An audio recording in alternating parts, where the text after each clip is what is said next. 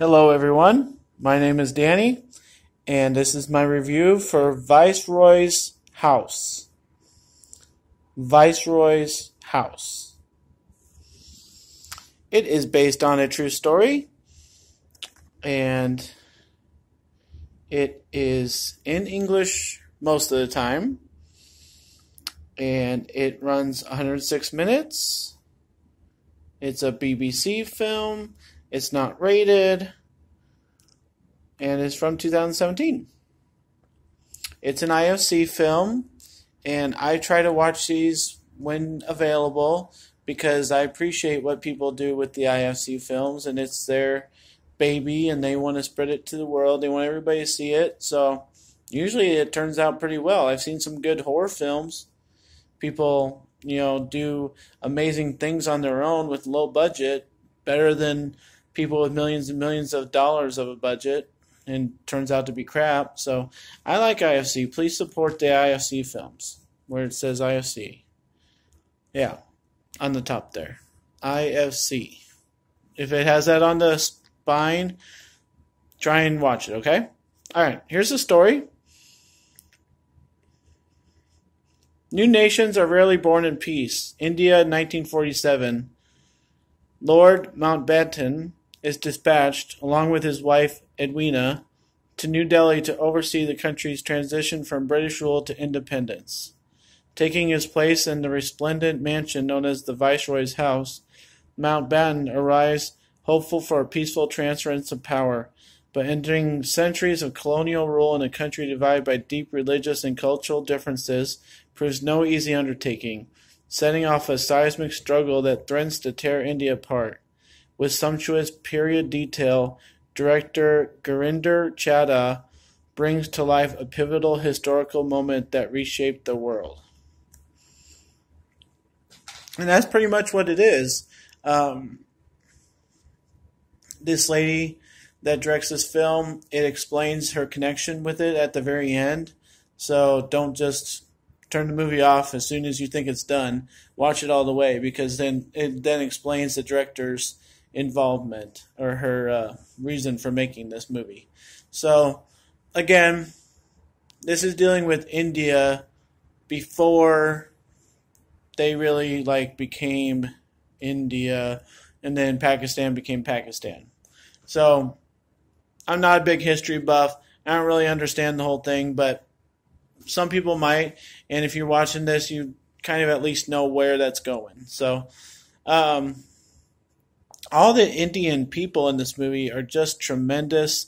It's amazing how much involvement this movie has with how many people they have and how authentic it is and raw. And it's almost like, they were shooting people as is. And I suppose it's not much better in India nowadays. I haven't been overseas hardly at all to see how some of the countries are doing in this world. But they probably took most of the stuff from nowadays India life. I mean, it can't be that good. And this is supposed to take place back in 1947, but, might not have been too much different from back then to now. So that's just speculation. This movie really does well with the characters. There's a lot of people that are governmental people trying to figure out the best way to handle things, the best way to tell people, what's going on, trying to control people and trying to get something out of things. And there's a lot of government stuff going on when they're trying to transfer power to who they want to have power. So I'd almost say that back then, 1947, the British were almost like today's America people, because a lot of people paint Trump in the media to be having this huge battle. And back then, it was all about the papers and the British people. And they'd be able to say what they want to say, and they'd be able to tell people what they want to hear and pit them against each other, whatever, through the papers. So it kind of felt familiar, and it was very well done, and it handled that aspect, and it handled the talking of people, and there is a little bit of love and romance, and that's always meaningful in a movie where people are just trying to survive. I mean, you're lucky enough to handle the aspect of people surviving in a movie you make, and then to try and take on a love story at the same time. I applaud that. I applaud that courageousness.